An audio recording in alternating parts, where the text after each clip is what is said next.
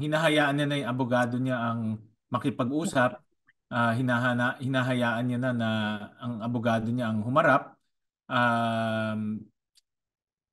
Yan pwede niyang gawin yan sa DOJ at sa mga executive branch. Pero sa Senado, hindi niya magagawa yan dahil may supina na. So, importante na pumunta siya dito. Hindi kami papayag na abogado lang niya ang pupunta.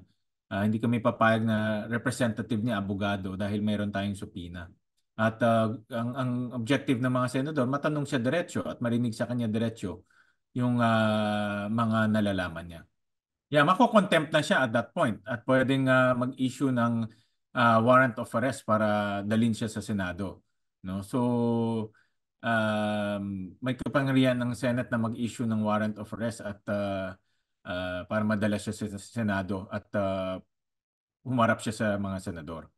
Well, yan ang typical excuse naman ng mga guilty, no? May sakit, anxiety, um, uh, may hindi makahinga. Pero nung nagsisinungaling siya sa Senado, wala siyang anxiety. Dire-diretso yung pagsisinungaling niya eh. Yung pumunta siya 2 beses sa Senado at sinabi niya lumaki siya sa farm at teacher niya si Rubilin at hindi niya kilala yung mga kapatid niya at anak siya ng kasambahay. Lahat yung kasinungalingan eh. Pero wala siyang anxiety. Nakita niyo naman, dire-diretso yung sagot niya. In fact, kung wala tayong ebidensya, mapapaniwala ka talaga dahil diretso yung mukha niya eh. Diretso yung pagsasalita niya eh.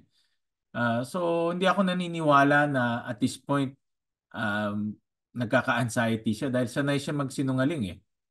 At wala sa kanya magsinungaling. So, nakokonsensya niyan. So, hindi ako naniniwala na nagkaka-anxiety siya at this point.